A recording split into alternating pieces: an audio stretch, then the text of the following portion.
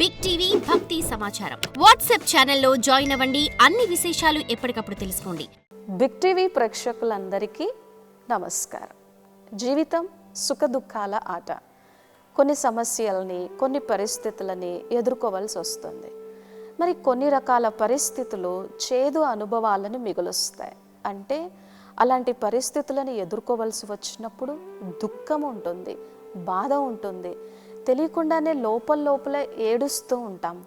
మరి ఆ దుఃఖాన్ని అధిగమించాలి అన్నా, ఆ దుఃఖం యొక్క ప్రభావము మన మనస్సులో రాకుండా ఉండాలి అనన్నా, ఆ నెగిటివ్ ఎమోషన్ క్రియేట్ చేయకుండా ఉండాలి అనన్నా, లేదా శాస్త్రం ప్రకారము దుఃఖ రాహిత్య స్థితిని పొందాలి అనన్నా, మనకి ఏ శక్తి కావాలి, ఏ స్థితి కావాలి, ఎటువంటి మనోబలం కావాలి అనేది ఇప్పుడు చూద్దాం.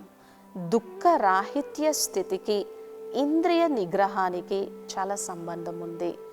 ఇంద్రియ నిగ్రహం అంటే తెలుసు కదా, మన కర్మేంద్రియాల మీద మనకి మాస్టరీ, మన కర్మేంద్రియాల మీద మనకి అధికారం ఉండటము, మన కర్మేంద్రియాల మీద మనకి నిగ్రహాన్ని కలిగి ఉండటం. ఈ ఇంద్రియ నిగ్రహము అనేది చాలా అంటే చాలా గొప్ప సాధనం. మనం ఏం చేయాలన్నా, ఒక విద్యార్థికైనా సరే, ఒక ఉద్యోగికైనా సరే, ఒక లక్ష్య సాధన పెట్టుకున్నటువంటి ఉన్నత మార్గంలో నడవాలి అనుకున్న వాళ్ళకైనా సరే, ధ్యానం చేయాలి, మెడిటేషన్ చేయాలి అన్నా సరే, ఏదైనా ఒక క్రియేటివ్ రీసెర్చర్స్ చేయాలి అన్నా సరే, ఏదైనా ఒక విషయాన్ని, ఒక టాపిక్ని తీసుకొని దాని మీద ధ్యానం చేసి విచారసాగర మంథనం చేయాలి అన్నా సరే, ముఖ్యంగా మనకి కావాల్సింది శ్రద్ధ, లేదా మన మీద మనకి ఇంద్రియ నిగ్రహం. ఈ ఇంద్రియ నిగ్రహము లేదా సెల్ఫ్ కంట్రోల్ లేదా సెన్స్ ఆర్గాన్స్ మీద మాస్టరీ లేకపోతే మాత్రము విషయాన్ని పొందలేము అనేది మనకు అర్థమైంది కదా. మరి సమస్యలు వచ్చినప్పుడు, పరిస్థితులు వచ్చినప్పుడు మన మనస్సు అటు ఇటు ఒత్తిడికి, సంఘర్షణకి లోను కాకుండా ఉండాలి అని అంటే శ్రీమద్ భగవద్గీతలో జగద్గురువైనటువంటి పరమాత్మ ఈ విధంగా తెలియజేస్తున్నారు. దుఃఖేష్వను ద్విగ్నమనాః సుఖేషు విగత స్పృహః వీతరాగ భయక్రోధాః స్థితధీర్ముని ఉచ్యతే. అంటే పరమాత్మ ఎలా తెలియజేస్తున్నారు అని అంటే, దుఃఖేష్వను ద్విగ్నమనాః, దుఃఖము కలిగినప్పుడు మాత్రము ధైర్యంగా ఉండాలి, స్పృహని పోగొట్టుకోవద్దు, మనసుని కలత చెందనివ్వద్దు, ఈ కర్మేంద్రియాలు చలించకుండా బాధకి గురి కాకుండా ఉండాలి. మరి దుఃఖేష్వను ద్విగ్నమనాః, కలత చెందకుండా బాధపడకుండా ఉండాలి అని అంటే ఇంద్రియ నిగ్రహం. మన మనస్సు యొక్క రూలింగ్ పవర్ అనండి, విల్ పవర్ అనండి, స్ట్రాంగ్గా ఉండాలి. మరి మనస్సు స్ట్రాంగ్గా ఉండాలి అంటే కర్మేంద్రియాల ద్వారా నేను ఏ ఇన్ఫర్మేషన్ని స్వీకరిస్తున్నాను, ఎలాంటి మంచి ఆలోచనలు చేస్తున్నాను అనే దాని మీద చాలా ఆధారపడింది. సుఖేషు విగత స్పృహాః, సుఖం వచ్చినప్పుడు ఏం చేస్తాము, చాలా ఆకాశానికి వెళ్ళిపోతాము, ఇక నా అంతటి వారు లేరు అని అనుకుంటాము. ఆ సుఖాన్ని ఇచ్చినటువంటి, సుఖానికి కారణమైనటువంటి, పుణ్యకర్మలు చేయడానికి ఆధారభూతమైనటువంటి అంత చక్కటి మనోబుద్ధుల్ని ప్రసాదించినటువంటి, ఆ మనోబుద్ధులకి చైతన్యాన్ని, జ్ఞానాన్ని ఇచ్చినటువంటి పరమాత్మని మర్చిపోతాం. దుఃఖం వచ్చినప్పుడు అందరూ జ్ఞాపకం చేస్తారు, సుఖం వచ్చినప్పుడు మర్చిపోతాం, మనల్ని మనం మర్చిపోతాం, మన సంబంధాలని మర్చిపోతూ ఉంటాము. కాబట్టి దుఃఖం వచ్చినప్పుడు కలత చెందకుండా, సుఖం కలిగినప్పుడు స్పృహ కోల్పోకుండా, నీ మనస్సులో బాధ, భయము, చింత ఇటువంటివన్నీ కలగకుండా ఉండాలి అనంటే ఏముండాలి, స్థిత ప్రజ్ఞ అవస్థ. దానికే ఇంద్రియ నిగ్రహము అనేది చాలా అవసరం. ఈ ఇంద్రియ నిగ్రహానికి గుర్తుగానే, ఇంద్రియాలపైన విషయాన్ని పొందిన దానికి గుర్తుగానే తాబేలుని చూపిస్తారు. Slow and steady wins the race. తాబేలులో ఒక గొప్ప గుణం, ఒక గొప్ప శక్తి ఉంది. ఎంత ఆపద వచ్చినా, కష్టం వచ్చినా వెంటనే తన కర్మేంద్రియాలన్నింటినీ లోపలికి విత్డ్రా చేసుకుంటుంది, లోపలికి తీసుకుంటుంది. ఇంకా అక్కడ తన షీల్డ్ని, తన ప్రొటెక్షన్ని తాను ఏర్పాటు చేసుకుంటుంది. దాని డొప్ప ఎంత స్ట్రాంగ్గా ఉంటుంది అని అంటే ఏనుగు సైతం వచ్చి కాలు పెట్టినా కూడా అది కదలదట, చలించదట. అందుకనే తన కర్మేంద్రియాలను ఆపద వచ్చినప్పుడు లోపలికి తీసుకునేటువంటి ఒక గ్రేట్ పవర్ ఉండడం వలన అది దాదాపు 150 సంవత్సరాల వరకు జీవిస్తుంది. ఇక్కడ మనం నేర్చుకోవాల్సింది ఏంటి? చాలామంది ఏమంటారు, తాబేలును పెట్టుకుంటే ఐశ్వర్యం, తాబేలు లాంటి ఉంగరాన్ని పెట్టుకుంటే ఐశ్వర్యం కాదు. తాబేలులో ఏ గుణం ఉందో, ఏ శక్తి ఉందో దాన్ని మన జీవితంలోకి తీసుకున్నప్పుడు ఐశ్వర్యం, అప్పుడు భాగ్యాన్ని తయారు చేసుకోగలం.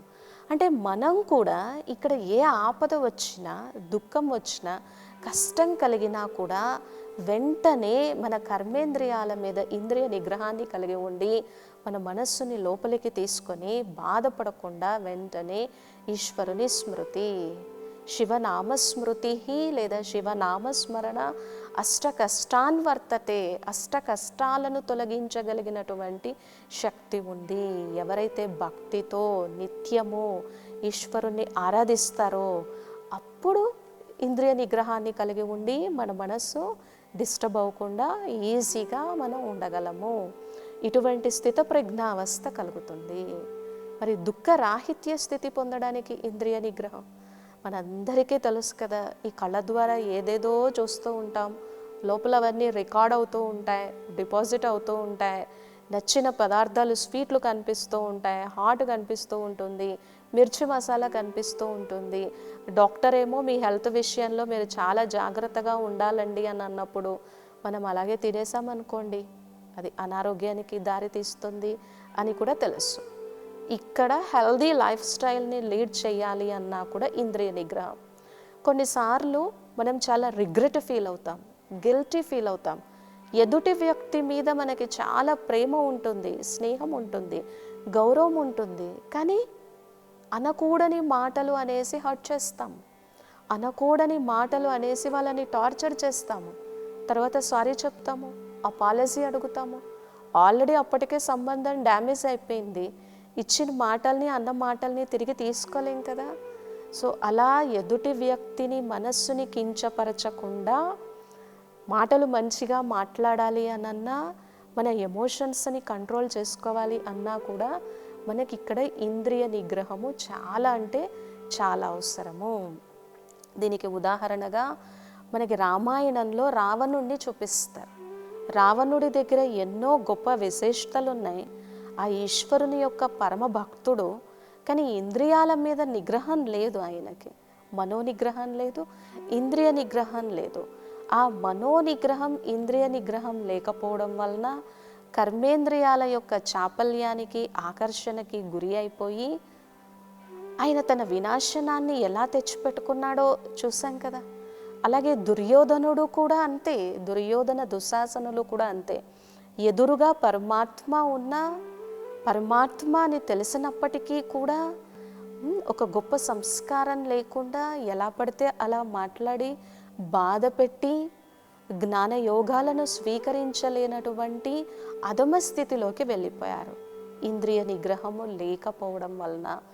ఎవరికైతే ఇంద్రియ నిగ్రహం ఉంటుందో వాళ్ళు ఎంతో ముందుకు వెళ్ళగలం. విద్యావంతుడైనా సరే, బలవంతుడైనా సరే, నా దగ్గర ఇంత విద్య ఉంది అని అహంకారాన్ని ప్రదర్శిస్తే ఆ ప్రతిభా పాఠవాలు దేనికి కూడా ఉపయోగపడవు. మరి ఇక చివరిగా మన మనస్సులో ఈ ఇంద్రియ నిగ్రహం రావాలి అంటే ఈ ఇంద్రియాలకు శక్తిని ఇవ్వగలిగినటువంటి సర్వోత్కృష్టమైనటువంటి భగవంతుణ్ణి ఆరాధించాల్సిందే. కళ్ళల్లో ఆయన నుంచి గొప్ప శక్తిని నింపుకోవాల్సిందే. అప్పుడు ఈ కళ్ళు నెగిటివ్ చూస్తున్నా, లేకపోతే ఇంకేమైనా అశుద్ధమైన వాటిని చూస్తున్నా మన మనస్సు మీద ప్రభావం చూపించకుండా ఉంటాయి. ఈ చెవులతో ఎన్నో మాటలు వినాల్సి వచ్చినా, ఎన్నో నిందలు వినాల్సి వచ్చినా, చెవులలో కూడా ఈశ్వరుని యొక్క దివ్య శక్తి నింపుకున్నామంటే ఆ చెడు మాటలు, ఆ నెగిటివ్ మాటలు లోపల మనస్సులోకి వెళ్ళకుండా ఆ దుఃఖ రాహిత్య స్థితిని మనం క్రియేట్ చేసుకునేలాగా కాపాడతాయి.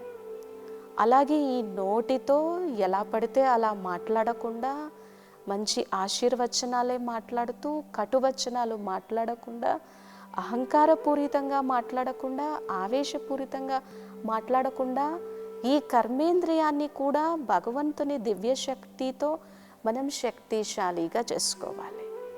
సో ఈరోజు నేను ఈ ఉపవాసం ఉంటున్నాను, ఈ వ్రతం తీసుకుంటున్నాను, ఈ అలవాటుని మార్చుకున్నాను, ఈ సంస్కారాన్ని పరివర్తన చేసుకుంటున్నాను అని అనుకున్నప్పుడు కూడా దాన్ని మనము బాగా మన జీవితంలో ముందుకు తీసుకెళ్ళాలి అని అంటే ఇంద్రియ నిగ్రహం ఉండాల్సిందే. ఆ ఇంద్రియ నిగ్రహము కూడా మనం ఎవరి నుంచి తీసుకోగలం? పరమాత్మ నుంచి తీసుకోగలము.